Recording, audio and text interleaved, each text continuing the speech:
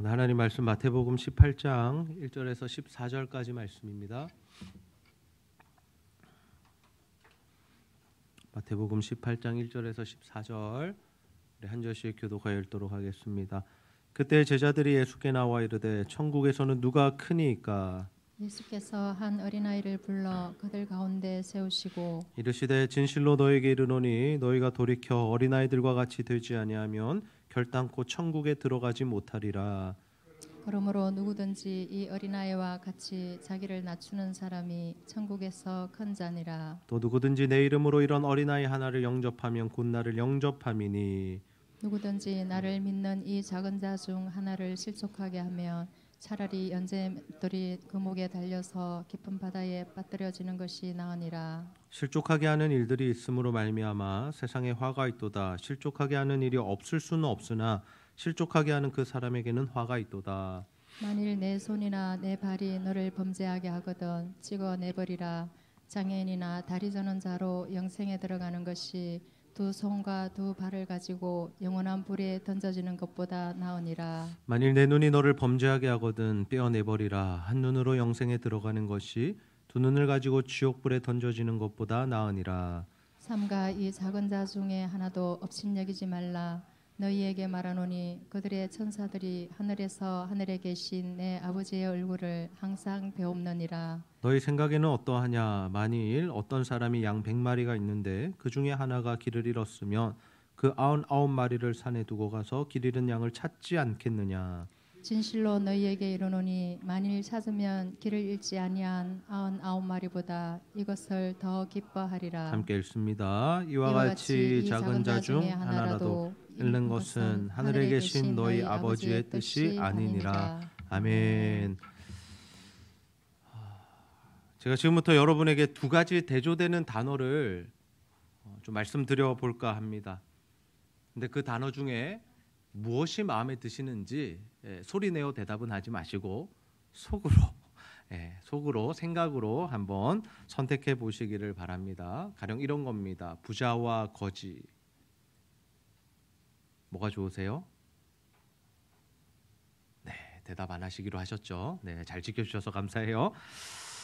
높은 자리와 낮은 자리, 큰 사람과 작은 사람, 사장과 말단 직원, 성공과 실패, 예쁘고 멋있는 얼굴, 그리고 못생긴 얼굴, 70평 자가 아파트와 단칸방 월세, 뭐가 더 마음에 드십니까? 대부분의 사람들이 앞에 단어를 더 좋아라 합니다. 왜냐하면 세상이 우리에게 그것이 더 좋다라고 계속해서 이야기하고 또 그것을 가지고 차지하는 것이 행복이라고 가르쳐 왔기 때문입니다. 우리는 은연중에 이런 것들이 더 좋다라는 것을 누가 가르쳐 주지 않아도 알고 있고 본능적으로 그것들을 선택하게 되어 있다라는 거죠. 그런데 우리가 예수를 믿기 시작하면서 자꾸만 헷갈리는 것들이 있습니다. 충돌하는 것들이 있습니다. 뭐가 맞지라고 고민해야 하는 부분들이 있습니다. 그것이 무엇이냐면 주님의 말씀입니다. 주님의 말씀을 보면 우리가 이때까지 배워왔고 생각해왔고 학습되어 왔고 아무렇지도 않게 자연스럽게 선택하는 것들에 대해서 주님은 자꾸 정반대의 말씀을 하십니다. 주님은 우리에게 뭐라고 말씀하십니까? 높아지려고 하지 말고 낮아져라. 섬김을 받으려 하지 말고 네가 섬겨라. 살려고 하지 말고 죽어라. 네 뜻대로 살지 말고 자기를 부인해라. 행복을 추구하지 말고 십자가를 져라. 예수님께서 우리에게 주시는 말씀은 세상이 주는 이야기, 세상의 가르침과 반대되는 이야기들이다라는 거죠. 그렇다면 여러분은 어떤 사람이 되고 싶으십니까? 어떤 사람이 되고 싶으세요? 세상이 말하는 대로 그 좋은 것들 가지고 차지함으로 행복을 누리는 그 삶을 살아가고 싶으신가요? 아니면 예수 그리스도 주님의 말씀, 성경 말씀을 붙들고 그 십자가의 길을 걸어 가시겠습니까? 예수님께서 제자들에게 십자가에 대하여 이제는 노골적으로 말씀을 하십니다. 처음에 제자들을 부르시고 그들이 알아들을 만한 수준이 되지 않았을 때는 십자가에 대해서 한 번도 말씀하신 적이 없습니다. 그러나 이제 때가 되어서 십자가를 한번 말씀하시고 또 두 번째로 그들에게 내가 십자가를 지고 죽어야 하겠고 3일 만에 다시 살아날 것이다 라는 말씀을 주셨죠. 근데 제자들이 얼마나 이해했는지는 모르겠습니다. 그 말씀을 하실 때 제자들이 근심했다라고 성경이 기록하고 있습니다. 어찌되었든 어느 정도는 이해를 한 것이죠. 주님이 죽으셔야 한다니 그 주님의 죽음 앞에 자신들의 이 슬픈 기색과 또 근심되는 마음이 표현된 것이죠. 근데 그들은 예수님을 계속해서 따르고 있었습니다. 몸은 따르고 있었습니다. 그리고 자신들이 예수님의 제자라고 생각하며 살아왔습니다. 근데 예수님께서 계속 하나님 나라와 천국에 대해서 말씀하시고 그 나라 백성들에 대해서 말씀하시는데 이 제자들은 생각이 변하지 않고 여전히 세상적인 가치관을 가지고 살아가고 있더라라는 거죠. 그 증거가 무엇입니까? 마태복음 18장 1절 말씀인데요. 그때 제자들이 예수께 나와 이르되 천국에서는 누가 크니까? 하나님 나라를 설명하시는 예수님 앞에 너희들이 천국 백성이다라고 말씀하시는 그 주님 앞에 이 제자들이 기껏해야 질문한다는 것이 뭐냐면 그러면요 주님 천국에서는 누가 큰 사람인데요? 누가 더 높은 자리에 앉을 수 있는데요? 어떻게 하면 내가 그 자리에 앉을 수 있는데요? 지금 그 질문하고 있다라는 거죠. 예수를 믿었습니다. 예수님의 제자가 되었습니다. 지금 시대로 이야기하자면 우리가 신앙생활을 하고 있고 죽으면 천국 간다라는 그 확신도 가지고 있습니다. 그런데 우리가 여전히 어떤 생각과 사상과 가치관을 가지고 살 수 있다는 겁니까? 세상적인 기준의 가치관을 가지고 살아갈 수 있다는 거죠. 하나님의 나라를 전혀 이해하지 못하고 그 하나님의 나라는 알겠는데 그러면 거기서 세상적인 기준으로 누가 성공하고 누가 높아지고 누가 더 행복하냐 그것을 우리가 따지면서 신앙생활 할 수 있다라는 겁니다. 이 생각들이 과연 예수 믿지 않는 사람들만의 생각이냐라는 거죠. 예수를 믿는 우리 안에는 이런 생각들이 없냐라는 겁니다. 우리도 예수 믿으면서 그 생각 가지고 있지 않습니까? 내가 더 높아지기 원하는 거, 내가 다른 사람들보다 더 인정받기 원하는 것, 한 자리 차지하고 싶은 것, 이 본능적인 욕구를 따라서 살아가고 있다라는 거죠. 세상의 가치관에 학습된 대로 그대로 살아가고 있다라는 겁니다. 그러나 예수를 믿는다는 것은 무엇입니까? 이 생각, 이 세상적인 가치관, 이것이 정말 거듭나고 새로워져서 하나님의 말씀을 정말 가치관으로 삼고 그 말씀대로 살아가는 것인 줄 여러분 믿으시기를 바랍니다. 저는 오늘 이 예배를 통해서 정말 우리 안에 이 거듭남의 은혜, 회심의 은혜, 새롭게 되는 은혜, 할례를 받는 은혜가 임하기를 주님의 이름으로 축복합니다. 예수님 이런 생각을 가지고 있는 제자들 앞에 한 어린아이를 세우십니다. 그리고 충격적인 말씀을 하시는데요. 마태복음 18장 3절 말씀 함께 한번 읽어보겠습니다. 시작. 이르시되 진실로 너희에게 이르노니 너희가 돌이켜 어린아이들과 같이 되지 아니하면 결단코 천국에 들어가지 못하리라. 아멘. 주님은 늘 이렇게 들어갈 수 있다 없다를 늘 단정지어 말씀하시는데 이번에는 어떤 말씀하시냐면요. 어린아이를 세워놓고 보여주시면서 너희들이 이 어린아이와 같이 되지 않으면 결단코 천국에 들어갈 수 없다라고 말씀을 하신다라는 거죠. 어린아이와 같다는 것이 무엇입니까? 자기를 낮추는 겁니다. 자기를 부인하는 겁니다. 과연 이 자기를 낮춘다라는 것이 뭘까? 자기를 부인한다는 것이 뭘까? 계속해서 묵상했습니다. 좀 명확하게 좀 설명을 드리고 싶은데 이 답이 잘 나오지 않았습니다. 그런데 오늘 아침에 또 일어나서 또 이렇게 교회로 향하는 길에 주님께서 이런 깨달음을 주셨습니다. 어린아이와 같다는 것은 결국 자신의 모든 결정권을 아버지 되시는 하나님께 드리는 거구나. 다른 사람들 앞에서 이렇게 어깨를 움츠리고 인사를 하면서 굽신굽신하면서 자신의 말을 하지 않고 주장하지 않는 것, 그것도 겸손한 것일 수 있습니다. 그러나 하나님이 원하시는 진짜 겸손은 뭐냐면 나의 모든 결정권들, 내가 선택할 수 있고 내가 결정할 수 있고 그렇게 해도 아무도 나에게 말할 수 없는 그 영역들 안에서 무엇하는 겁니까? 이 영역의 모든 결정권을 하나님 앞에 올려드리는 것이다라는 거죠. 우리가 부모가 되고 우리가 어른이 되고 우리가 나이가 많아지고 집에서 가장 어른이 되면 모든 결정을 우리가 할 수 있게 되지 않습니까? 어린아이일 때는 어떻습니까? 아버지의 결정에 따르는 겁니다. 아버지가 뭐 먹자 하면 먹는 거고요. 아버지가 어디 가자 하면 가는 거고요. 아버지가 학교 가라 그러면 학교 가는 거고요. 아버지가 씻으라 그러면 씻는 겁니다. 결정권이 누구에게 있는 겁니까? 부모에게 있는 겁니다. 마찬가지입니다. 우리가 어린아이와 같이 된다라는 것은요, 이 땅을 살아가면서 우리가 주인 되는 인생을 사는 것이 아니라 하나님 아버지를 주인으로 모시고 그분이 말씀하신 대로 살겠다. 그래서 그분이 가라는 곳에 가고 그분이 하라는 일을 하고 그분이 멈추라면 멈추고 그분이 말하라는 것을 말하고 그분이 돈 쓰라는 곳에 돈을 쓰고 그분이 시간을 내라는 곳에 시간을 내고 그렇게 살아가는 것. 그것이 바로 어린아이와 같이 자기를 낮추는 삶이다라는 거죠. 여러분, 우리가 천국에 들어가려면 어린아이 같이 자기를 낮추고 자신을 부인하고 아버지 되시는 하나님, 그 아버지의 뜻대로 살아가야 할 줄로 믿습니다. 그래서 교회는 철저하게 자신을 낮추는 곳입니다. 교회는 철저하게 낮아짐을 배우는 곳입니다. 나를 비우는 곳이고 정말 주님 앞에 복종하는 곳이고 하나님 앞에서 내 생각과 내 결정과 내 주장을 하지 않는 곳이 바로 교회다라는 거죠. 그래서 교회가 무엇이 될 수 있냐면 하나님 나라가 될 수 있는 겁니다. 교회와 하나님 나라가 같은 것이 아닙니다. 하나님 나라가 더 큰 개념입니다. 그런데 교회가 하나님 나라가 될 수 있는 방법이 무엇인가 하면 이렇게 다 어린아이들과 같이 되었을 때 교회가 하나님의 나라가 될 수 있다라는 거죠. 이사야서 말씀을 보면요, 하나님 나라 천국을 어떻게 설명하고 있냐면 이리와 양들이 함께 뛰어논다라고 합니다. 여러분, 이리는 뭐하는 동물입니까? 양을 잡아먹는 동물이죠. 같이 뛰어논다는 건 뭔가요? 잡아먹고 잡아먹히는 관계가 이제는 없어진다라는 겁니다. 힘의 원리가 사라진다라는 거죠.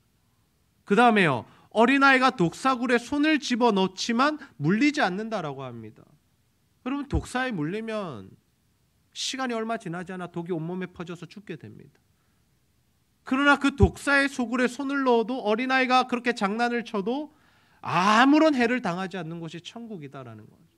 이런 이미지들을 통해서 보여주는 천국의 모습이 무엇이냐면 세상에 있는 죄인된 사람들이 살아가면서 만들어낸 그 힘의 원리, 지배하는 구조들, 이 모든 것들이 사라져버린 것. 누가 높으냐 낮으냐 예수님의 제자들이 물었던 그런 것은 하나도 없는, 모두가 주 안에서 행복하고 기쁘고 서로를 사랑하고 섬기는 그 공동체가 바로 천국 공동체다라는 거죠. 그럼 교회가 천국이 되려면 어떻게 해야 됩니까? 그렇게 되어야 하는 것이죠. 교회에 세상적인 생각이 들어오고 세상적인 가치관이 들어오고 그러면 교회는 천국이 되지 못하지만 모든 성도들이 한 사람도 빠짐없이 하나님의 주인 되심을 인정하며 하나님이 말씀하시는 대로 살아간다라면, 그렇게 신앙생활 한다라면 저는 우리 교회가 또 우리 성도들의 가정이 천국이 되는 줄로 믿습니다. 우리가 이 땅에서 체험해야 할 것들이 바로 그 천국이다라는 거죠. 이처럼 어린아이와 같이 천국에 가는 자들, 낮아진 자들, 어린아이와 같은 자들, 그들에게서 나타나는 분명한 특징이 하나 있습니다. 그것이 무엇이냐면 마태복음 18장 5절 말씀입니다. 함께 한번 읽어보겠습니다. 시작. 또 누구든지 내 이름으로 이런 어린아이 하나를 영접하면 곧 나를 영접함이니. 아멘. 네. 예수님은 우리가 작은 자가 되고 어린아이가 되면 우리의 삶 가운데 나타나는 한 가지 현상이 있는데 그 현상이 뭐라고 설명하시냐면 어린아이와 같은 자들을 영접하게 된다라고 합니다. 내가 작은 자가 되고 내가 어린아이가 되면 누가 보이는 겁니까? 어린아이가 보입니다. 여러분, 우리 교회를 보십시오. 어린아이들이 막 뛰어서 우당탕탕 노는데요, 그 어린아이들이 누구랑만 노는 줄 아세요? 자기들끼리만 놉니다. 절대 우리 보고 같이 뛰지 않습니다. 네. 어른들은 그거를 좋아하지 않는다는 걸 이미 아는 겁니다. 네. 자기들끼리 뛰고 놀고 웃고 행복해하고 별것 아닌 일로 까르르 까르르 하고, 교회가 시끄럽습니다. 아마 10분 정도 지나면 위에 쿵쿵거리는 또 소리 들릴 겁니다. 예배 끝나서. 왜 그럴까요? 자기들끼리는 좋은 겁니다. 어린아이가 되면요, 어린아이가 보이는 겁니다. 우리가 어린아이들과 같이 된다는 건 그런 겁니다. 작은 자가 되면요, 작은 자가 보이는 겁니다. 그들이 뭘 좋아하는지, 그들이 뭐가 필요한지, 그들과 어떻게 어울릴 수 있는지를 알게 되는 겁니다. 근데 우리가 어른이 되어 있으면요, 우리의 마음이 높아져 있으면요, 우리가 어깨에 힘이 들어가 있으면요, 절대로 보이지 않습니다. 그저 다 정죄할 것들 뿐입니다. 왜 이렇게 시끄러? 왜 이렇게 뛰어? 왜 이렇게 음식을 흘려? 왜 과자를 여기서 먹어? 좀 나가서 먹어. 교회에서 뛰지 마. 이러면 애들이 어떻게 할까요? 싫어합니다.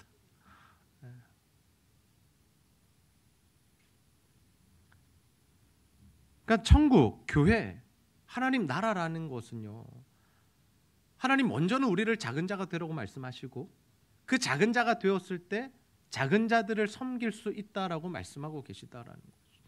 우리가 그들을 잘 섬기고 대접하다 보면, 우리가 그들의 입장에서 그들을 챙기고 케어하다 보면 그 케어를 하나님께서 어떻게 받으시냐면 이것을 나에게 한 것으로 받겠다라고 말씀하십니다. 아멘입니까?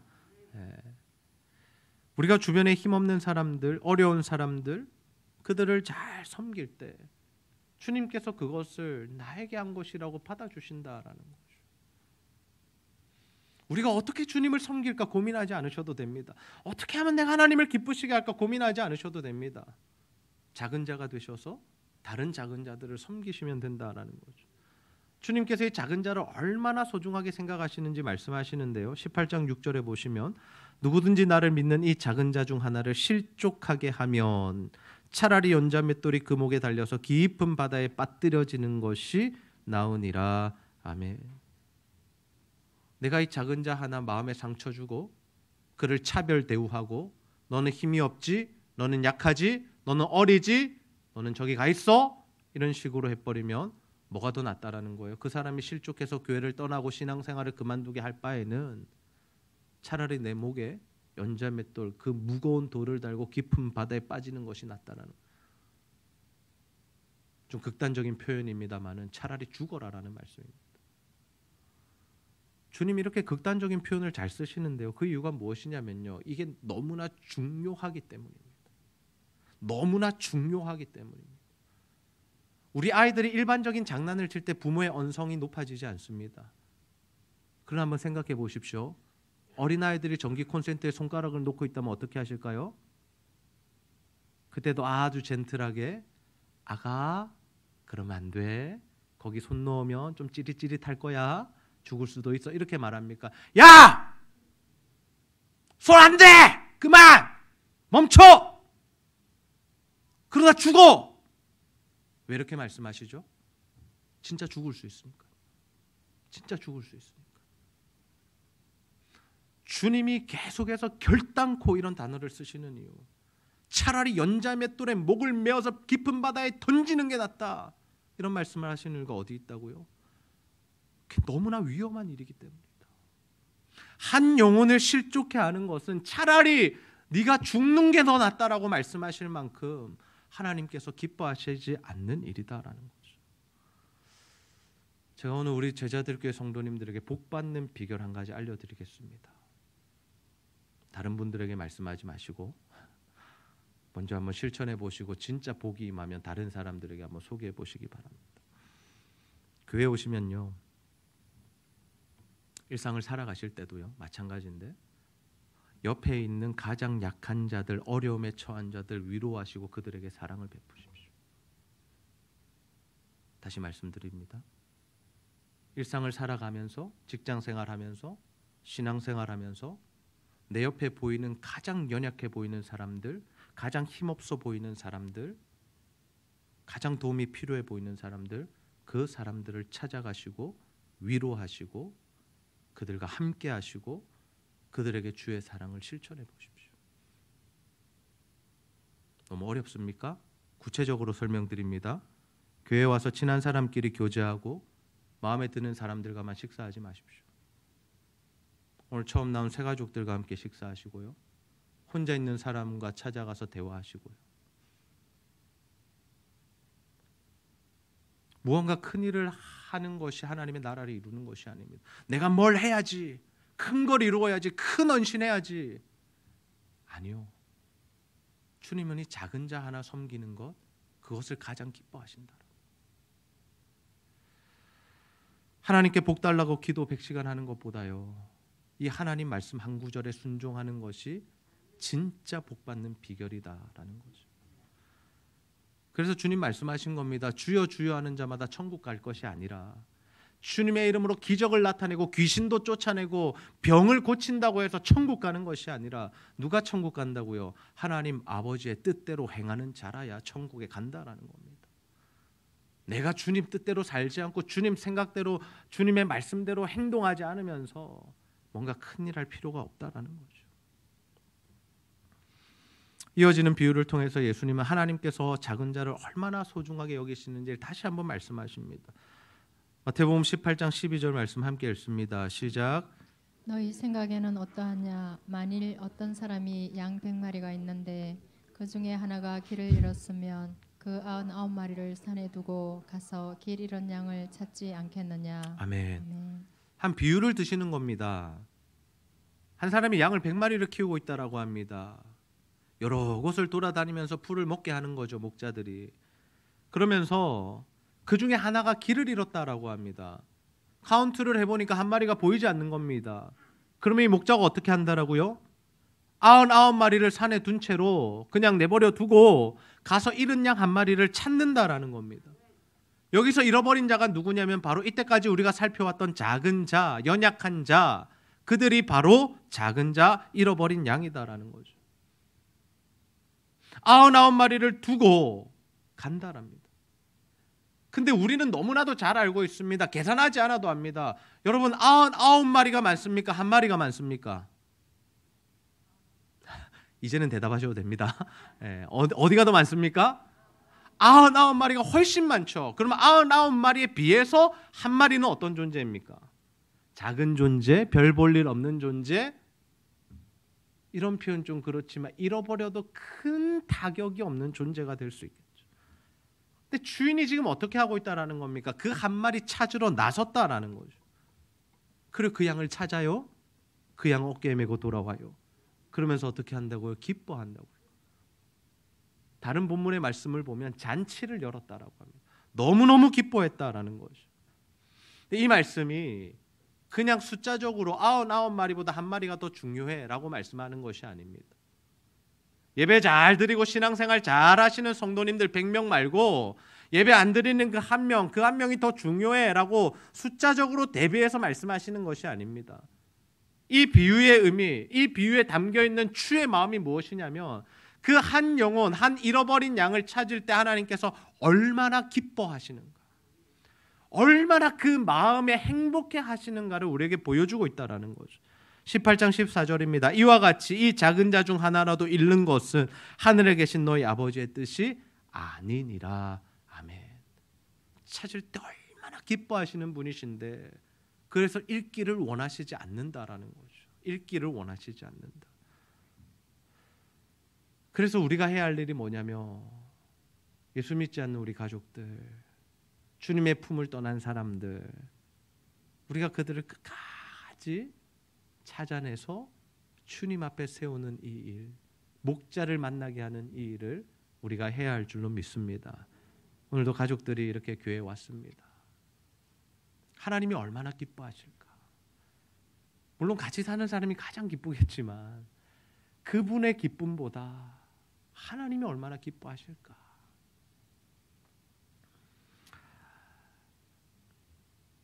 유한양행에 주차를 하고 교회 쪽으로 걸어오고 있는데요.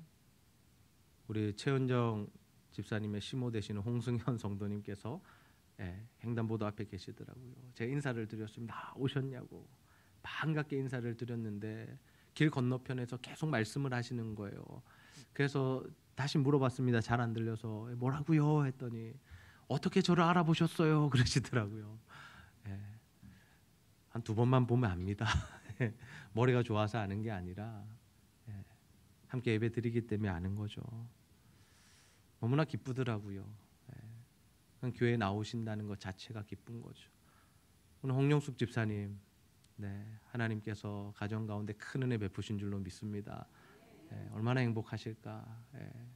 지금 웃음이 떠나지 않으시는데 하나님이 더 기뻐하신다라는 거죠. 지난 금요일 대학생들 초대해서 고기 파티 했습니다. 교회에서 사진 보시면 많은 친구들이 왔고 또 우리 성도들이 함께 참석해서 이렇게 도와주셨고 또 우리 윤성근 전사님께서 교회 소개를 아주 멋지게 해주셨어요. 왜냐하면 그 가운데는 교회를 찾고 있는 친구들도 있었고 또 23학번 이 대학에 새롭게 신입생으로 들어온 친구들이 또 있었기 때문이죠. 부산대학교 앞에 나가서 복음 전할 때 하나님께서 그 마음을 주셨습니다. 이 대학생들을 전도하라는 마음. 그래서 시작했습니다. 캠퍼스 전도를 시작하고 고기 파티를 열겠다라는 이 계획들을 했습니다. 나름대로 잘 준비했습니다. 또 우리 집사님들, 권사님, 또 장로님들 오셔서 많이 도와주셨고 후원해 주셨고 우리 교회 청년들이 또 이렇게 많이 섬겨 주어서 참 감사한 시간이었습니다. 그런데 금요일 아침에 또 하나의 은혜가 우리에게 주어졌습니다. 하나님의 은혜가 더 강력하게 나타났습니다. 순회전도대학을 같이 하고 있는 한 밀양 오산교회에서 심호하시는 장로님께서 문자가 왔습니다. 대학생들 고기 파티 하는데 고기를 보내주겠다라고 하시면서 소고기 100kg을 교회로 보내겠다는 내용이었습니다. 여러분 여기서 중요한 게 뭡니까? 소고기라는 건가요? 아니면 5kg가 아니라 100kg라는 건가요? 아니면 그 장로님이 누구냐? 그게 중요한가요? 너무 귀한 섬김이고요. 너무 귀한 음식이지만 사실은 가장 중요한 건 뭐냐면요. 하나님 아버지의 마음이다라는 거죠. 제가 이렇게 질문해 보겠습니다. 하나님께서 우리 제자들 교회를 특별히 사랑하셔서 이 고기를 보내셨을까요? 아니면 김 목사가 기도하니까 하나님께서 힘내라고 기적을 베풀어 주신 걸까요? 보통은 우리의 삶 가운데 어떤 하나님의 역사들이 일어났을 때 그렇게 생각할 수 있는 경향이 있습니다. 아, 내가 기도하니까 하나님 들으셨지. 그래, 내가 하는 것은 하나님이 다 응답하셔 도와주셔. 봐봐, 우리 가정은 하나님께서 세우시잖아. 우리 기업은 하나님께서 함께 하시잖아. 우리 교회는 하나님께서 특별한 은혜 주셔서 코로나 때도 승리하고 이겨냈어. 우리가 그렇게 고백할 수 있다라는 겁니다. 그러나 그보다 더 높은 차원의 믿음의 고백이 무엇입니까? 아니, 진짜 믿음의 고백이 무엇입니까? 아, 하나님께서 정말 잃어버린 양을 구원하는 것을 기뻐하시는구나. 물론 우리 성도들이 기도했고 하나님께서 원하시는 일들을 했기 때문에 보여주신 은혜이지만 그것보다 더 중요한 것은 하나님께서 저 대학생들을 너무나도 사랑하셔서 저들을 구원하기를 원하시는구나. 저는 이 하나님의 마음이 우리 안에 들어오게 되기를 주님의 이름으로 축복합니다. 하나님이 그들을 얼마나 사랑하시는지 그것을 볼 수 있는 눈이 열려야 한다는 거죠. 우리 교회가 부흥하는 것이 중요한 것이 아닙니다. 우리의 이름이 높아지는 것은 전혀 중요하지 않습니다. 지금 하나님께서 그 마음이 어디에 계시고 뭘 하고 계신가 하는 것들을 우리가 볼 수 있어야 한다는 거죠. 어제 또 순회전도 대학팀이 함께 그 고기들을 먹으면서 또 잔치를 벌였습니다. 하나님 그들을 너무나도 기뻐하시니까 매주 거제도에서 넘어와서 함께 전도하고 거제도도 아닌 부산에 와서 다른 교회들을 세워가는 이 복음 사역들을 감당하니까 하나님 너무나 기뻐하시니까 시마다 때마다 먹이시고 좋은 음식들을 대접하게 하시고 또 장로님을 통하여 그들이 매 저녁을 좋은 것들로 공급하게 하시는 그 하나님의 은혜가 그들 가운데 임한다라는 거죠. 저는 이러한 일들을 통해서 다시 한번 하나님의 은혜를 깊이 체험했습니다. 아, 이 부산의 다음 세대가 하나님께 돌아오기를 너무나 원하시는구나. 여러분, 우리가 그들을 잘 대접하고 섬기면요 하나님께서 기뻐하시는 줄 믿으시기를 바랍니다. 이번 주 수요일에 독특한 일이 일어났습니다. 우리 교회에 수요예배를 드리고 찬양을 하고 있는데 누가 걸어 들어오냐면 흑인이 들어오는 겁니다. 조금 놀랐습니다. 그리고 일단 영어로 대화를 시작했습니다. 그래, 어떻게 왔냐? 그리고 제가 빨리 몇 마디 하지 않고 물어보는 질문이 있습니다. 무엇이겠습니까? Can you speak Korean입니다. 한국말 할 줄 아니? 요즘에 이 한국에 오는 외국인들이 한국말 되게 잘합니다. 옛날엔 대화하려면 영어로 했어야 되는데 요즘에는 한국말 기가 막히게 잘합니다. 우리 교회 나오는 유학생 주선에는요 한국인 같습니다. 한국말 너무 잘하고 예의가 바르고. 감사하게도 이 적도 기니에서 온 친구가 내 한국말 할 줄 알아요 그러더라고요. 그리고 설교를 듣는데 아무런 어려움이 없이 필기를 하면서 설교를 듣더라고요. 아이고 하나님 감사합니다 하면서 그 친구가 예배를 드렸어요. 부산 외대에 이제 유학을 온 친구인데 그 친구가 이제 우리 청년회 또 소개를 받고 이렇게 우리 교회 와서 예배를 드리게 됐고 교회를 찾고 있다라는 그런 소식을 듣게 됐고 아마 오늘 1시 예배 때 참석을 하게 될 것 같습니다. 근데 거기서 끝나지 않더라고요. 어제 또 전도를 하러 나갔는데 그곳이 부산 외대와 가까이 있는 교회였습니다. 한마음 동산교회 가서 이렇게 전도하고 있는데 한 외국인이 또 지나가는 겁니다. 그래서 붕어빵을 먹고 가라. 너 이거 아냐? 그러니까 너무나 또 친절하게 한국말로 붕어빵이요 이러더라고요. 그래 맞다. 그때부터 이제 한국말로 또 시작됐습니다. 대화가. 어디 다녀? 한국 외대 다닌답니다. 어디서 왔어? 인도에서 왔답니다. 사진 한번 보여주세요. 인도에서 온 청년을 제가 만났습니다. 근데 아무튼 이 매개체가 없잖아요. 그래서 내가 외대 갈 건데 그때 한번 만나자. 내가 피자 사줄게 같이 먹자 이렇게 했습니다. 근데 조금 멈칫하던데 제가 누구를 이야기했냐면요. 그 흑인을 이야기했어요. 너 혹시 기니에서는 온유 아니? 네 알아요. 아이고 하나님이 그렇게 또 연결시키시는구나. 예. 그래서 제가 또 이제 외대에 가게 되면 그 친구 만나고 교제하고 돌아올 생각입니다. 보통 교회들마다요 이 다음 세대 사역을 소모적인 사역이라고 부릅니다. 왜 소모적이다라고 표현하냐면요. 다음 세대들 청년 사역들 주일학교 사역들이요 당장에 뭔가 변화가 잘 나타나지 않고요. 예산은 굉장히 많이 들어가고요. 어른들이 볼 때요 걔네들이 그렇게 나이스하거나 또 예의 바르지 않기 때문입니다. 정말 교회의 사랑을 쏟아붓고 기도하고 먹이는데 그 아이들의 어떤 행동이나 태도나 나오는 어떤 피드백들은 그렇게 어른들이 원할 만한 그런 것들이 나오지 않는다라는 거죠. 근데 성인 사역은 어떻습니까? 제가 우리 어르신들, 우리 집사님들, 성도님들 가정에 신방을 가면요 제가 밥 사지 않습니다. 식사 대접을 꼭 해주십니다. 뭐라도 대접을 해주시고 늘 기도의 자리에 앉아 계시고 교회 모든 헌신의 자리에 우리 성도님들이 앉아 계시죠. 성인 사역을 하면 굉장히 편하고 재밌습니다. 좋습니다. 힘들지 않습니다. 그런데 하나님께서 다음 세대에 대한 마음을 계속 부어주신다. 저 영혼들, 예수 믿지 않는 영혼들 살려야 된다라고 계속해서 지속적으로 하나님께서 마음에 감동을 주신다라는 거죠. 구체적인 제가 데이터는 모르고 있었는데 이번에 윤성훈 전사님 통해서 알게 됐습니다. 7,000명이 신입생으로 들어왔는데 모든 아이들에게 설문지를 조사했다라고 합니다. 네가 예수를 믿느냐라고. 예전에는 그래도 7,000명 중에 300명은 예수 믿는다고 대답했다는데 올해는 180명밖에 대답을 안 했답니다. 몇 퍼센트인지 모르겠습니다만 5%도 안 되잖아요. 3%도 안 되는 거죠. 하나님 그들을 향한 마음으로 워시비드라는 예배를 시작하게 하셨고 또 그들만 바라보는 것이 아니라 이사벨 고등학교의 문을 열어주셔서 또 3월 20일부터 이사벨 고등학교에 들어가서 저희가 복음을 전하는 사역을 하게 됩니다. 예산이 어마어마하게 들어갑니다. 간식을 퀄리티 있는 간식을 줘야 하기 때문이죠. 심지어 지금 학교가 공사하느라 매점을 문을 닫았다라고 합니다. 그러니 교회에서 가져가는 이 간식에 아이들이 너무 환호를 하는 겁니다. 어찌 되었든지 우리는 뭐 하는 겁니까? 가서 복음 전하는 겁니다. 한 영혼 살리려고. 캠퍼스 전도를 나가는 거죠. 특별히 이번에 부산대 CCC 학생들 80명 모여서 개강 수련회를 하는데 하나님께서 저를 그곳에 강사로 서게 하시고 3시간이나 강의하게 하시고 또 부산 외대에 가서 또 CCC 채플 설교를 또 3월 안에 하기로 약속이 되어 있습니다. 제가 체력이 약한 사람입니다. 강력해 보이고 운동 좋아해 보이지만 체력이 약한 사람입니다. 교회 목회만 해도 할 일이 많습니다. 설교 준비만 해도 빠듯한 시간입니다. 근데 제가 왜 에너지를 다음 세대에 자꾸 쏟는지 아십니까?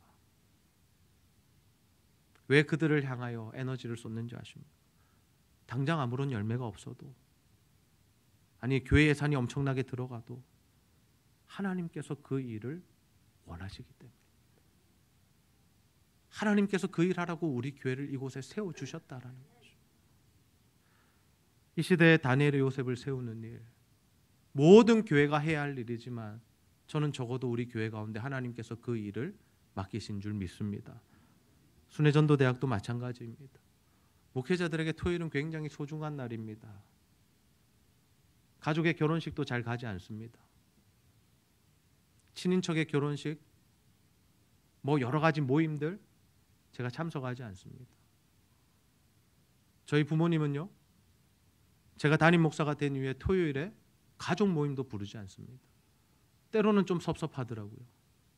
맛있는 거 드시면서 부르지도 않다니.